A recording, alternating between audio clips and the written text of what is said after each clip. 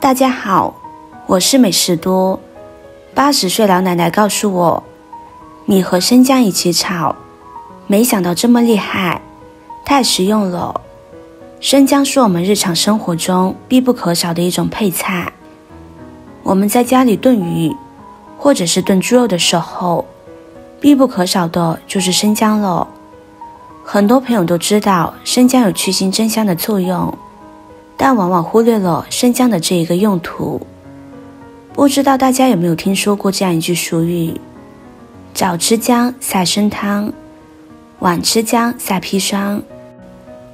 我们都知道生姜的味道特别辛辣，有生吃大蒜还有生吃大葱的，相信大家没有听说过生吃生姜吧。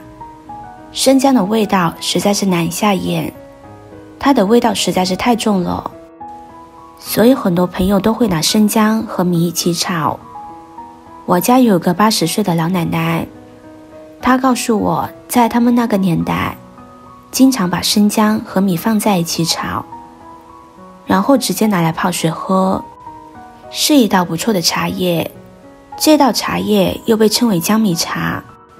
这款茶不管是在饭后还是在天冷的时候，都是一款不错的美食。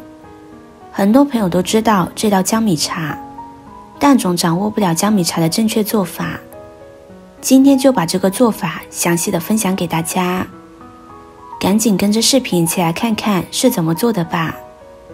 首先我们准备适量的生姜，先把生姜清洗干净，洗干净之后再将它切成片，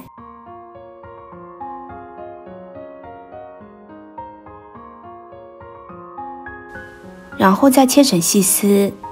这里的老姜不用去皮，老姜的果是寒性的，它的外皮是温热性的，两者搭配在一起吃，效果才会更好。只要将它清洗干净之后，我们就可以很放心的连皮一起食用了。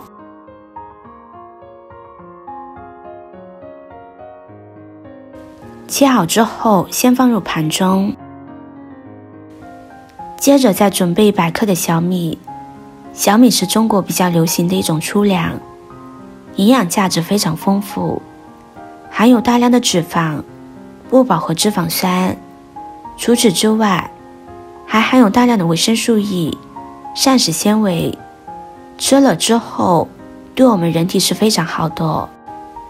把准备好的小米放入碗中，再加入适量的清水，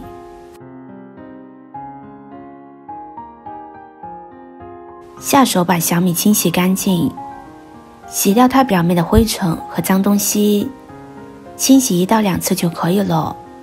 清洗的次数不要太多，清洗次数太多了，反而会让小米里的营养成分流失掉。大多数人都是用小米来煮粥，很少有人会用小米来炒。学会了今天的这个做法，一定会给您带来不一样的惊喜。小米清洗干净之后，把脏水倒掉，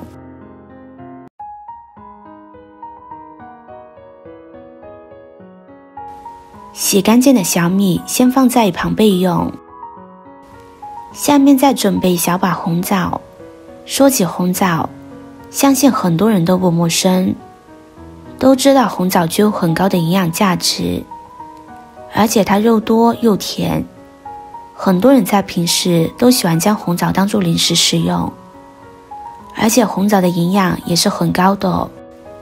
红枣保留了鲜枣中大部分的营养成分，它里面含有大量的维生素 C， 特别是女性朋友多吃一些红枣是特别好的。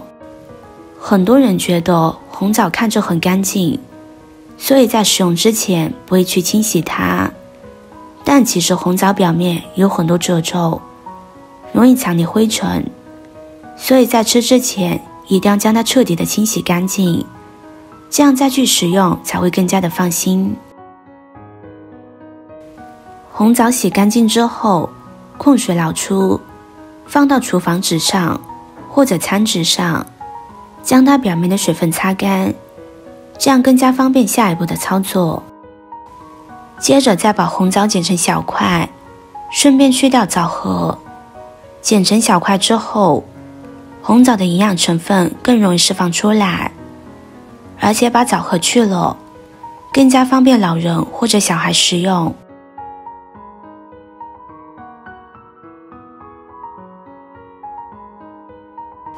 接着把锅烧热，锅中不用放油，然后再把准备好的小米放入锅中，开大火将它表面的水分炒干，然后再转小火继续翻炒。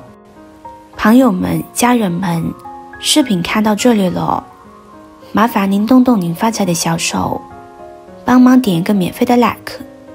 对您来说只是举手之劳，对美食多来说可以高兴的睡不着觉。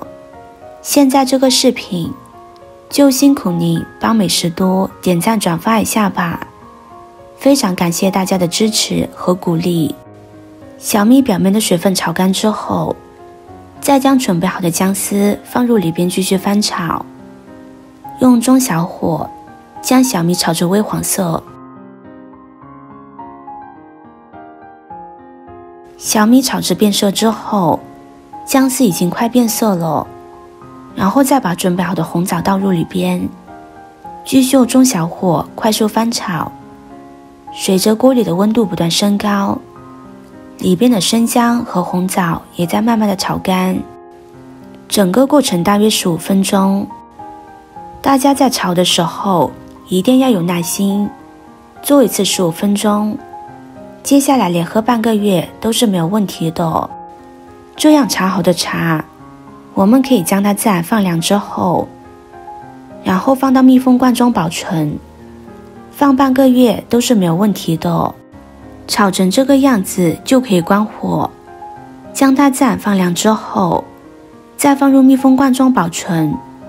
喝的时候舀上一勺放入杯中，再倒入开水将它冲泡开，可以往里边加入一些枸杞或者是陈皮之类的。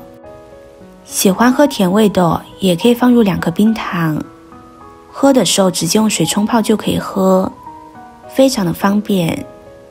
特别适合现在天气冷的时候，喝上一碗，感觉整个人都是暖暖的。经常喝对我们人体的好处也是非常多的，喜欢的朋友就收藏起来试试吧。今天的分享就到这里了，视频看到这里了，麻烦各位哥哥姐姐动动小手给我点个赞吧。点击我的头像可以看到更多的美食视频，我们下个视频见啦。